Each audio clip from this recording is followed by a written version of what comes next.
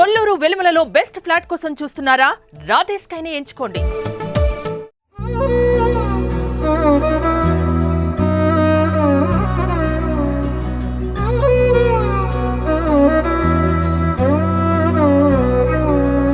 నిసగరి మగ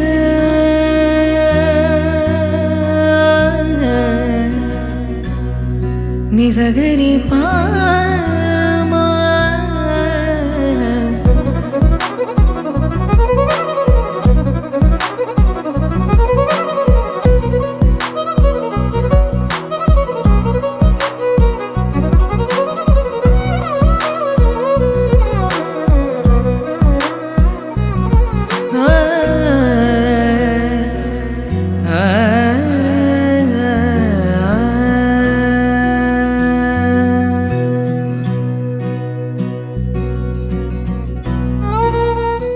అందరికీ నమస్కారం.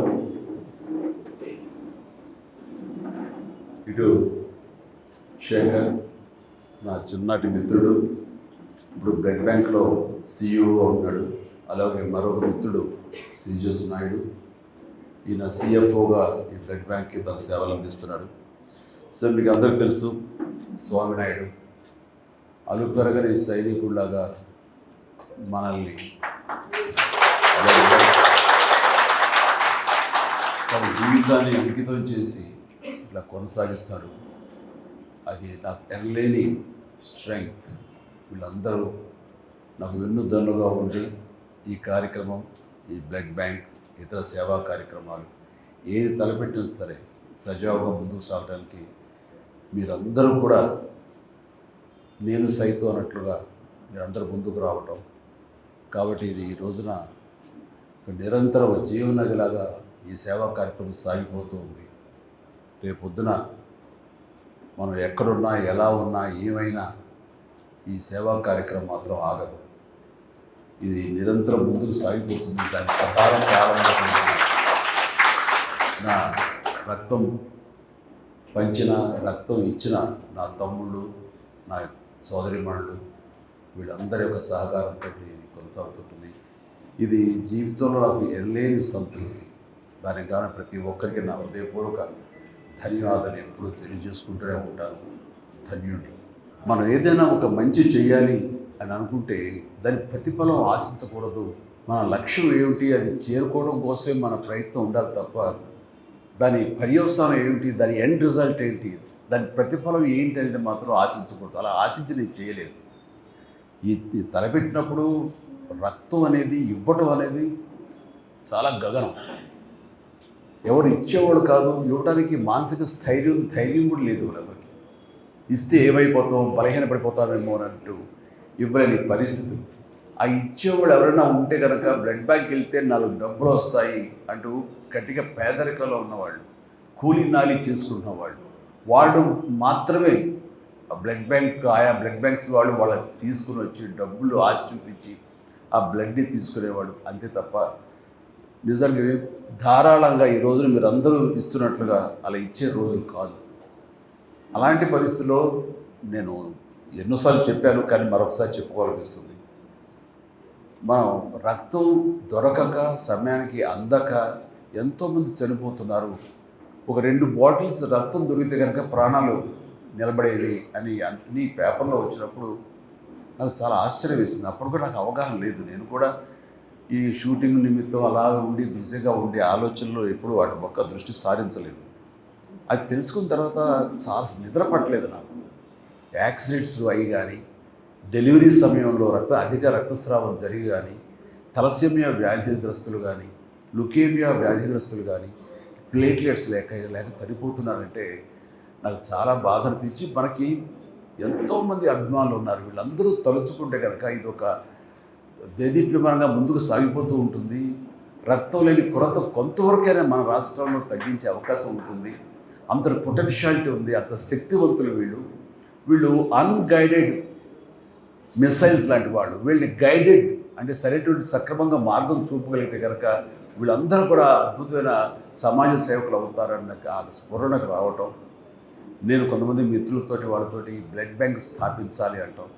స్వామినాయుడు నువ్వు పూర్తిగా దీనికి అంకితమై ఉండాలి అంటే తనతో ఉన్నటువంటి మిగతా అభిమానులకు ఉన్నటువంటి సత్సంబంధాల దృష్ట్యా వాళ్ళంతా నేను అనుకున్నాను, ఎంత నేను మోటివేట్ చేసినా, ఎంత వీడియోల ద్వారా, షార్ట్ ఫిల్మ్స్ ద్వారా, నా క్యాసెట్స్ ద్వారా, ఆడియో మెసేజ్ ద్వారా ఎంత ఇచ్చినా సరే వస్తారంటారా? ఎందుకంటే ఎవరి ప్రాణం వాళ్ళకి భయం.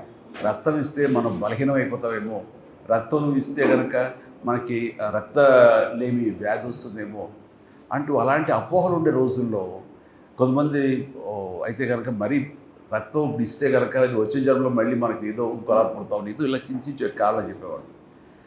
అండ్ ఆ సమయంలో వాళ్ళకి ఆశ చూపించాను. నన్ను కలవాలనుకున్న వాళ్ళు, నన్ను మీట్ అవ్వాలనుకున్న వాళ్ళు, నాతో ఫోటో దిగాలనుకునే వాళ్ళు ఎవరైనా ఉంటే ముందు రక్తం ఇచ్చారంటే అప్పుడు ఇస్తానని. దానికి కొంత ఉత్సాహమైన కుర్రవాడు ధైర్యం చేసి వచ్చాడు. వచ్చిన తర్వాత వాళ్ళు ఇచ్చిన తర్వాత రక్తం అనేది అది పెద్ద ఇబ్బంది కాదు అని వాళ్ళకి అర్థమైంది. సో వాళ్ళు ఎంకరేజ్ చేయడం కోసం ఇచ్చారు. వాళ్ళ సరదా తీరిపోయింది. మళ్ళీ నెక్స్ట్ ఇస్తారంటారా వాళ్ళు? వచ్చి ఎవరేమో ఇట్లా ఎంతమంది 1 or 2 years తర్వాత నా ఫ్యాన్స్ అందరు తలా ఒకసారి బ్లడ్ ఇచ్చిన వాళ్ళు అవుతారు, ఒక ఫోటో దిగేసిన వాళ్ళు అవుతారు, వాళ్ళు సంతృప్తి చెందుతారు. ఆ తర్వాత ఇది కొనసాగాలంటే ఎంత కష్టం కదా అనే డౌట్ ఉండేది నాకు.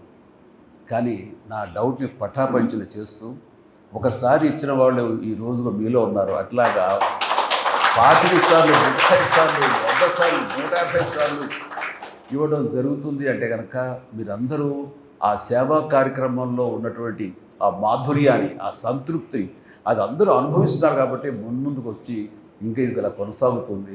అదే దృష్ట్యా నేను కూడా ఈ సేవా కార్యక్రమాలు చేస్తూ ఉన్నాను, ఇంకా కొనసాగిస్తున్నాను. నా తర్వాత చరణ్ అదే విధంగా తను కొనసాగించాలనుకుంటున్నాడంటే కనుక అందులో ఉండేటటువంటి సంతృప్తి అంతా ఇంత కాదు. ఏదైనా సరే నేను ప్రతిఫలం ఆశించకూడదు, తిరిగి ఇలా బౌన్స్ బ్యాకే వస్తుంది, మనం మంచి చేస్తే మంచి వస్తుంది, చెడు చేస్తే చెడు వస్తుందని ప్రగాఢంగా నమ్మేవాడిని. కానీ అది ఆశించి కాదు, మన ధర్మంగా నేను నెరవేర్చుకుంటూ వెళ్ళిపోతుంది. సమాజం నాకు ఇంత ఇచ్చినప్పుడు ఈ సమాజం రుణం ఏమి ఇచ్చి తీర్చుకోవాలని ఉత్తమ మాటలు అంటాం కాదు, ఇలా ఇచ్చి తీర్చుకోవాలనేది నేను ప్రాక్టికల్గా చేస్తాను. ఇందాక అమర్నాథ్ రెడ్డి అన్నట్లుగా ఏదైనా సరే చేసి ఆ తర్వాత చెయ్యండి అని చెప్పడం అనేది కరెక్ట్. ఎందుకంటే మనం ఎవరైనా వైపు ఇలా చూపించినప్పుడు 3 ఏళ్ళు మన వైపు చూపిస్తుంటాయి. కాబట్టి నువ్వేం చేసావు సమాధానం చెప్పడం దానికి సమాధానంగా నేను ప్రారంభించి ఆ తర్వాత చెయ్యండి అంటారు. నాకు ఒక గట్ ఫీలింగ్ ఉంటుంది, నాకు ఒక ధైర్యం ఉంటుంది. సో అలాగే నేను చేయటంలో కృతకృత్యుని అయ్యాను ఈ రోజున. కానీ ఈ చేసే దాంట్లో మంచి తిరిగి ఎలాగ వస్తుంది, ఒక రక్షణ కవచంలాగా మనం ఎలా కాపాడుతుంది అనేది నేను చాలా ప్రాక్టికల్గా చదివి చూసాను. ఇలాంటి చాలామంది ఉంటారు. చాలామంది వాళ్ళ ప్రతిస్పందన నాకు దాకా చెప్పే అవకాశం ఉండకపోవచ్చు, నేను కూడా చేయలేకపోవచ్చు. కానీ ఈ మధ్య సంవత్సరాల్లోనే అది అందరికి తెలిసిన విషయం ఏంటో చాలామంది, నేను పిఎం గారి తోటి ఒక అల్లూరి సీతారామరాజు విగ్రహావిష్కరణ సభలో పాల్గొన్నప్పుడు అది చూసి ఒక వ్యక్తి, ఒక రాజకీయ నాయకుడు అండ్ కొన్ని అవాకులు చవాకులు వెళ్ళాడు నా మీద. అప్పుడే రాజకీయాల్లో లేను, రాజకీయాలు వద్దనుకు దూరంగా వచ్చేసిన వాడిని. అయితే నా మీద ఏదో గౌరవంతో నన్ను ఎంకరేజ్ చేయాలనో, లేకపోతే ఆ జిల్లా వాడిని కాబట్టి, పశ్చిమ గోదావరి జిల్లా వాడిని కాబట్టి, అక్కడ ఒక సెలబ్రిటీ కాబట్టి నన్ను అక్కడ ఆ కార్యక్రమంలో నన్ను కూడా అక్కడ పార్టిసిపేట్ చేసిన అవకాశం ఇద్దామనో ఏదో ఆయన పిలిచారు. సరే వెళ్ళారు. కానీ ఆ సదరు వ్యక్తి నా మీద అవాకులు చవాకులు మాట్లాడు, దానికి అర్థం లేదు, ఏమీ లేదు. నేను ఒకటే, అది నేను కానప్పుడు అది నన్ను అంటదు, నన్ను తాకదు, నేను ఫీల్ అవ్వను. ఆ అన్నవాడి నోరే అది అతని స్వభావం. సో నా స్వభావం ఏంటంటే నేను అలాంటి వాటికి స్పందించను, ఏమి చేయను. కానీ నన్ను ప్రేమించే వాళ్ళు స్పందించకుండా ఉండరు. వాళ్ళ స్పందన ఎలా ఉంటుంది అంటానికి ఈ ఉదాహరణ చెప్పాలనుకుంటున్నాను. అదే వ్యక్తి ముంపు గ్రామాలకి ఈస్ట్ గోదావరికి వెళితే ఒక ప్రౌఢ, ఒక అమ్మాయి బిడ్డ తల్లి, ఒక మోదుగురు రైతు ఫ్యామిలీ లాగా ఉంది, రిచ్ ఫ్యామిలీ. ఆ అమ్మాయి ఆ వ్యక్తిని నానా దుర్భాషలు ఆడుతూ ఏకంగా తిడుతూ ఉంటే తలంచుకుని అలా కాము వెళ్ళిపోతున్నాడు ఆ చిన్న పడవలో. మళ్ళీ తిరిగి వస్తావు కదా, నేను ఎంత చూస్తాను అని మాట్లాడుతుంటే నేను ఎవరో నాకు ఆ క్లిప్పింగ్ ఎక్కడో నాకు తారసపడి నేను చూశాను. మామూలుగా ఫ్యాన్స్ రెచ్చిపోవడం ఇలా ఉంటే కనుక అనవసరం చేస్తున్నారే, లేకపోతే బాగున్నాయి, ఎందుకు సర్లే వాళ్ళ ఆవేశం అలాంటిది అంటూ మళ్ళీ సర్దుకుంటాను. కానీ ఆ అమ్మాయిని చూస్తుంటే, ఆ గృహిణి నాకు చాలా ఆశ్చర్యంగా అనిపించింది. చూస్తుంటే మనలాంటి మాస్ ఫాలోవర్ లేదు, చాలా క్లాస్ లేడీ. నాకు ముచ్చట కలిగి ఎవరు ఆవిడ, ఎందుకు ఒకసారి రమ్మనండి నేను అన్నాను. రావటం కుదరలేదు అనుకుంటా. సారీ, ఆవిడెవరో తెలుసుకుంటాండి అన్నాను. తెలుసుకుంటే వీడియో ఒకటి అమ్మాయిది ఇంటర్వ్యూలా చేసి అది నాకు పంపించారు. అది బయటకు కూడా సర్క్యులేట్ కాదు నా పర్సనల్గా. ఆవిడ అన్నమాట ఏంటంటే, ఆయన మాకు ఏదో పెద్ద పెద్ద మాటలు మాట్లాడింది అనుకోండి, ఏదో భగవంతుడు దేవుడిని ఎవరిని చెప్పదలుచుకోలేదు. ఆయన మాకు చాలా ఆరాధ్యం అండి. అది ఏమో అంత ప్రేమిస్తావా, అంత ఇష్టపడతావా, ఈ సినిమా అంత బాగా చూస్తావా, అంత అభిమానం అంటే నేను అభిమాని కానే కాదు. సినిమాలు అంత సినిమాలు చూస్తాను, అలాగే ఆయనతో చూస్తాను తప్ప అభిమానిగా నేనేం ప్రేమ పెంచుకోను. మరి ఏంటమ్మా ఒక మాస్ అభిమాని కంటే అంతగా నువ్వు రెచ్చిపోయావు అక్కడ ఏంటంటే, ఆయన నా బిడ్డకు ప్రాణం పోసాడండి అని చెప్పేసి ఒక 8 సంవత్సరాల బాబుని రమ్మని పిలిచి ఆయన కూర్చోబెట్టి వీడేనండి. వీడికి డెంగ్యూ వచ్చి రక్తం దొరకక ప్లేట్లెట్స్ తనకి ఇవ్వాల్సిన సమయంలో ఇవ్వలేక తను ఇంకొక 48 అవర్స్ 2 రోజుల్లో కనుక ఇవ్వకపోతే చచ్చిపోతాడు నీరసించిపోయి మంచానికి అతుక్కుపోయాడు. ఇది పరిస్థితి. అక్కడ రాజమండ్రి కానివ్వండి, కాకినాడ కానివ్వండి, ఏ ప్రాంతంలో ఏ ప్రభుత్వ ఆసుపత్రులు కూడా ఎక్కడ చూసారు బ్లడ్ దొరకని పరిస్థితి. చూస్తూ బిడ్డ చచ్చిపోతున్నాడు. అదే ప్లేట్లెట్స్ ఉంటే కనుక బతుకుతాడు. ఎలాగని మేము అందరూ ఆలోచిస్తుంటే ఎవరో సలహా ఇచ్చారు, బ్లడ్ బ్యాంక్కి ఫోన్ చేయమ్మా హైదరాబాద్కి, వాళ్ళు ఏదో మార్గం చెప్తారు వస్తారు. ఎక్కడ హైదరాబాద్ అయ్యా, ఎక్కడిదయ్యా, ఎవరిస్తారు, ఏంటి, ఎలా రెస్పాండ్ అవుతారు, మాకు అందుబాటులో ఉంటారంటే ప్రయత్నం చేయమ్మా అన్నారు. ఇక్కడ ఫోన్ కాల్ రాగానే మన అద్భుతమైన స్టాఫ్, బాధ్యత గల మన స్టాఫ్ వెంటనే ఫోన్ అందుకుని సో స్వామినాయుడికి తెలియజేస్తే స్వామినాయుడు వెంటనే అక్కడ ఉన్నటువంటి మరి కొంతమంది ఫ్యాన్స్, మన ఫ్యాన్స్ ఎక్కడున్నా సరే వాళ్ళందరూ బ్లడ్ ఇక్కడ దాకా వచ్చి ఒక అవసరం లేదు, వాళ్ళందరూ గ్రూపులుగా ఏర్పడతారు. ఎవరికి ఏ గ్రూప్ బ్లడ్ కావాల్సి వస్తే వాళ్ళందరూ ముందుకు వచ్చి వాళ్ళు లైవ్లో బ్లీడింగ్ ఇవ్వడం జరుగుతూ ఉంటుంది. అట్లాగా రేర్ బ్లడ్ అయినా సరే ఆ కుర్రవాడిది 5-6 మంది కుర్రవాడు ముందుకు వచ్చి ఆయా హాస్పిటల్కి వెళ్ళి వాళ్ళు ఇవ్వడం జరిగింది. జరిగిన తర్వాత ఆ బిడ్డ బతికాడు, ప్లేట్లెట్స్ ఎక్కించడం బాగుంది. చెప్పండి ఇప్పుడు నా బిడ్డ చేతితో చూస్తుండగా చనిపోయి బిడ్డని మరి బతికి బట్టగట్టాడు, ఇదిగో ఇలా తిరుగుతున్నాడంటే మరి ఆయన నాకు దేవుడు నాకు ఏమవుతాడు అన్నారు. ఆ మాట మరి ఎందుకు అంతే మరి ఏమిటి అలాంటి ఆయన అంటాడా మన మాటలు, వాడి బుద్ధి జ్ఞానం ఉందా అంటూ ఆవిడేవో తిట్టేసింది, అయిపోయింది. అంటే మనం చేసిన పుణ్యం ఎక్కడికి పోదు, తిరిగి అది మనకి వెనకాల మనకి వస్తుంది. అందుకనే మీ అందరికి కూడా ఇలాంటి మంచి కార్యక్రమాలు మీరు చేయటం మూలంగా అది మీకు ఆశీస్సులు అయ్యి మీ బిడ్డల్ని, మీ తల్లిదండ్రులు, మీ ఇంటిని మీకు ఒక రక్షణగా ఉంటుంది. అందుకని ధర్మో రక్షిత రక్షత అంటారు. అట్లాగా మీరు మంచి పనులు చేస్తే అదే మంచి బౌన్స్ బ్యాక్ అని ఇక్కడ శంకర్ మహంత్ గారు ఉన్నారు. మరి ఆయన సౌమ్యుడు, ఎంతో మంచి చేసి మంచి ఆలోచిస్తాడు, మంచిగా ఉండాలి, తన వంతు ఏదో సహాయ కార్యక్రమాలు చేస్తుండొచ్చు, ఆయన ఎన్నో పుణ్య కార్యక్రమాలు చేస్తుండొచ్చేమో. ఆయనకి సంబంధం లేకపోయినా సరే ఆ యొక్క ధర్మం అది ఆయన భార్యని కాపాడగా చేసింది తప్ప ఇందులో మా ఎవరి గొప్పతనం కాదు. అది ఆ విధి, ఈ ప్రకృతిని మీరు దేవుడు అంటారా, దేవత అంటారా, మరొకటి అంటారా తెలియదు. ఈ power of this magnetism, power of this energy ఎప్పుడు మంచి అయితే మంచిగానే, నెగిటివ్ అయితే నెగిటివ్గానే ఎప్పుడు బౌన్స్ బ్యాక్ అవుతుంది. కాబట్టి మంచిగా ఆలోచించండి, మంచి చేయండి, సేవా కార్యక్రమాలు చేయండి, 10 మంది ఆశీస్సులు తీసుకొని ఇలాగ మీరు మీ కార్యక్రమాలు కానీ మీ దినచర్య కానీ ఉంటే కనుక ఖచ్చితంగా మీకు ఎనలేని సంతృప్తి ఇస్తుంది. శాంతంగా ఉంటారు, మనస్ఫూర్తిగా హాయిగా నిద్రపోతారు. నేను చేసేది అదే. చాలామంది అంటారు ఏంటి ఇప్పుడు కూడాను ఇంత వయసులో కూడా ఏంటి మీరు అంత ఇదిగా ఉంటారు, అంత యంగ్ లుక్లో ఉంటారు. దీన్ని ప్రత్యేకించి ఎవరు చేసి కాదు, ఇది మనసు ప్రశాంతంగా పెట్టుకుంటాను. ఎవరు ఎన్ని రకాలుగా నన్ను ఆడిపోసుకున్నా, దుర్భాషలు ఆడినా, లేకపోతే అకారణంగా నన్ను ఏమైనా అన్నా సరే నేను పెద్ద రియాక్ట్ అవ్వను. అదే స్థితప్రజ్ఞ అంటే స్థితప్రజ్ఞ అనే పెద్ద మాటలు నేను వాడను, కానీ అది నాకు తగలవు. అది నేను కాదు కాబట్టి నేను దాన్ని ఓన్ చేసుకోకపోతే కనుక వాళ్ళ మాట నన్ను బాధించవు. అందుకని ఎప్పుడు మనసు ప్రశాంతంగా ఉంచుకుంటాను, హాయిగా నిద్రపోతాను, నాకు పని ఉంటే కష్టపడి పని చేస్తాను ఏ రోజుకి, అంతే తప్ప మరొకటి కాదు. అండ్ ఇంత ధైర్యంగా ఈ సేవా కార్యక్రమాలు కొనసాగుతూ ఉన్నానంటే అది మీరందరి సహాయ సహకారాలే. ఆ వ్యక్తి, ఆ గృహిణి ఆ మాట అన్న తర్వాత నేను కాదమ్మా, ఎవరైతే కనుక బ్లడ్ డొనేట్ చేస్తున్నారో వాళ్ళు ఆ రక్తదాతలు నిజమైన దేవుళ్ళు. వాళ్ళు ప్రాణప్రదాతలు అని చెప్పి అదంతా కలిపి మీకే ఇస్తున్నాను, అది మీ పుణ్యం, అది నేను సంధానకర్త, నేను ఒక వెపన్ అంతే, మధ్యలో ఒక ఆలంబన అంతే తప్ప దీని పూర్తి బాధ్యత, పూర్తి పుణ్యం, పూర్తి సంతృప్తి అంతా మీది. ఓకే, ఒక మంచి కార్యక్రమం మీతో చేయించగలుగుతున్నాను అన్న సంతృప్తి నేను ప్రతి దినం నేను ఫీల్ అవుతుంటాను. అండ్ ఈ కార్యక్రమానికి ప్రత్యేకించి మనం ఇలా మంచి పనులు చేస్తుంటే నా స్నేహితులు ఇద్దరు సిటీఓగాను, ఈయన ఒక చార్టెడ్ అకౌంటెంట్గా ఉండి తన స్కూల్స్ ఉండి ఆయన ఎడ్యుకేషనిస్ట్గా ఉంటూ ఇప్పుడు ఈ కార్యక్రమం చేస్తుంటే మాకు ఏదో జీవితకాలం అంతా ఏదో ఒక ఇలాంటి కార్యక్రమాలతో చేసుకుంటూ వచ్చాం, కానీ ఒక సంతృప్తి అనేది తెలియదు. నేను చెప్పాక సంతృప్తి, ఆ సంతృప్తి కోసం మేము పరితపిస్తున్నాం, ఏం చేయాలో తెలియట్లేదు. ఇక్కడ ఏదైనా ఒక పని ఉంటే చేస్తాం మాకు అని. ఇప్పుడు మీరు చాలా పెద్దోళ్ళు అయ్యా, ఇప్పుడు మిమ్మల్ని పోషించేంత శక్తి బ్లడ్ బ్యాంకు లేదు, మీరందరూ లక్షల్లో సంపాదించుకున్న వాళ్ళు, అది ఏదంటే చిచ్చి డబ్బు ప్రసక్తి కాదు, మేము సంపాదించుకున్న మాకు చాలు.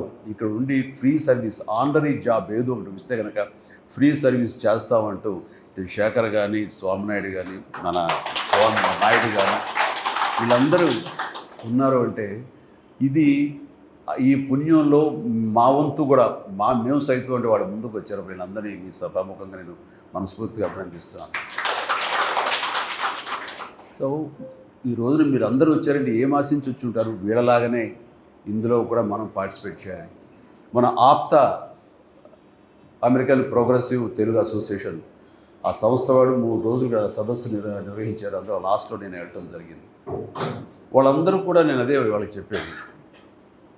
వాళ్ళల్లో ప్రత్యేకించి నేను సినిమా యాక్టర్గా ఉన్నవాడిని, కొద్ది కాలం పాటు పొలిటికల్గా ఉన్నా సరే కార్పొరేట్ సంబంధించినటువంటి ఆ యంగ్ ఎంటర్ప్రినర్స్ సంబంధించినటువంటి సదస్సులో నేను ఏం మాట్లాడగలను? ఎంటర్ప్రినర్షిప్ కానీ కార్పొరేటివ్ అని అంటే వీటికి సరైన స్పెల్లింగ్ కూడా తెలియదు నాకు. నేను పూర్తిగా వ్యాపారాలు కానీ వీటికి కానీ చాలా దూరంగా ఉంటాను. కానీ నన్ను పిలిచారు కరెక్టేనా అని అన్నప్పుడు నేను వాళ్ళ దగ్గరికి వెళ్ళినప్పుడు ఒకటే మాట్లాడాను. నాకు ఇందాక వస్తూ గూగుల్ చేశాను, ఏంటి యంగ్ ఎంటర్ప్రినర్షిప్ అంటే ఏంటి, లక్షణాలు ఏంటి, ఎలాగా అనే దాని మీద తీసుకుంటే కొన్ని పాయింట్స్ ఉన్నాయి. అండ్ ఒక లక్ష్యం ఉండాలి మనకి, దాన్ని సాధించడానికి పర్సివరెన్స్ ఉండాలి, నిరంతర కృషి ఉండాలి, అండ్ డిటర్మినేషన్ ఉండాలి, పట్టుదల ఉండాలి. మనం ఒక్కోసారి ఓటమి పొందినా సరే అది ఏమాత్రం వెనకంజ వేయకూడదు. అండ్ మీరు తయారు చేసే కమ్యూనిటీ ఆల్రెడీ మార్కెట్లో ఉంది కదా, మనం ఏంటి కొత్తగా ఇవ్వగలం, ఏంటి కొత్తగా చేయగలం, ఏ డిసప్పాయింట్మెంట్ ఉండకూడదు. నీ ప్రోడక్ట్ మీద నీకు నమ్మకం ఉండాలి, బలమైన నమ్మకం ఉండాలి అంటూ ఇలా కొన్ని పాయింట్లు అనుకుంటే వాటి మీద ఏది మాట్లాడదాం అనుకుంటుండగా నాకు అనిపించింది ఇవన్నీ నేను ఆచరించినవే కదా. ఈ రోజున ఎంటర్ప్రినర్లో ఈ లక్షణం ఉండాలి అంటే నేను కార్పొరేట్ కాదు, నేను ఏదైనా ఒక బిజినెస్ మ్యాన్ కాను, కానీ సినిమా యాక్టర్గా వెళ్ళాలి అని నేను నిర్ణయం తీసుకున్న తర్వాత, సినిమాలో ఉండాలని నిర్ణయం తీసుకున్న తర్వాత ఈ పాయింట్ అన్నీ కూడా నేను ఆచరించానే. వీళ్ళకి చెప్పేటప్పుడు నేను ఆవిష్కరించుకుంటే సరిపోతుంది కదా అనిపించింది నాకు. అలాగే ఆ రోజు చెప్పాను, ఎవరో తెలీదు, ఎక్కడో తెలీదు, నేను మారుమూల ఎక్కడో మొగల్తూరులో ఉన్నాను. అయితే అమ్మా నాన్నగారితో పాటు ఆయా ఒంగోలు, పొన్నూరు, బాపట్ల, చీరాల ఇలాంటి చోట్ల నేను నాన్నగారితో పాటు స్కూలింగ్ అంతా చేశాను.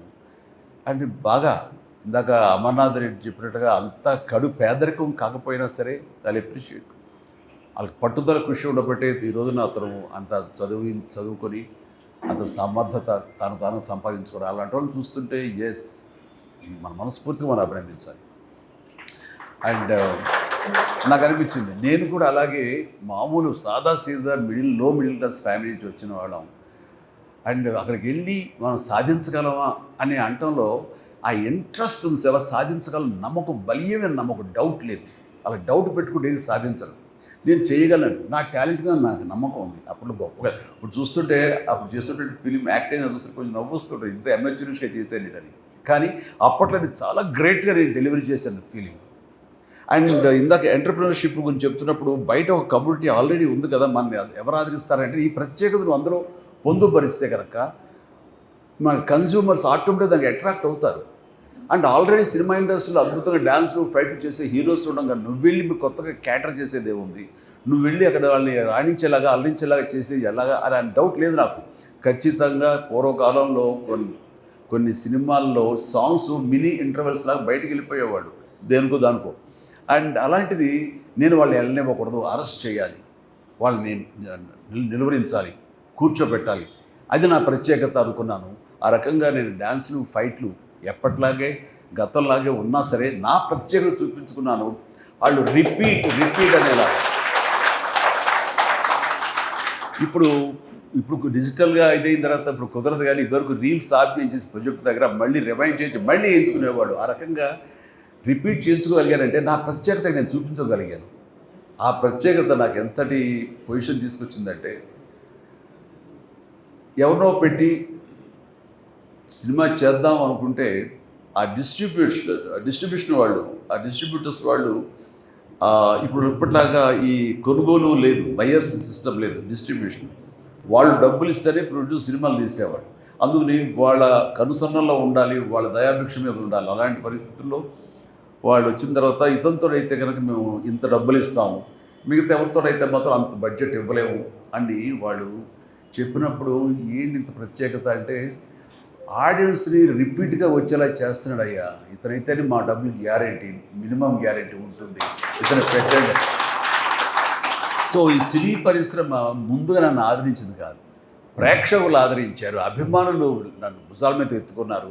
వాళ్ళు చూసిన తర్వాత వీళ్ళ డిస్ట్రిబ్యూషన్ వాళ్ళు ఇక్కడ వాళ్ళ ఇన్ఫ్లుయెన్స్ తోటి ఇక్కడ ఆ స్థానం సుస్థిరమయ్యేలాగా ఉంది. ఆ తర్వాత ఈ కళాంతలి నన్ను అప్పులు చేర్చుకుంది.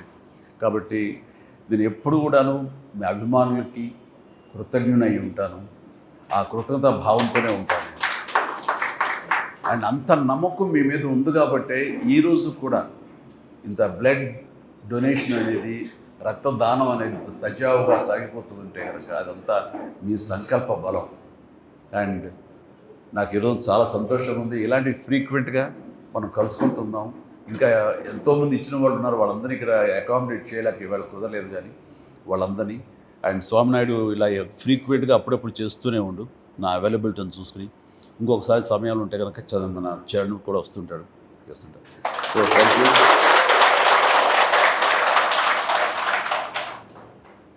ఇలాగా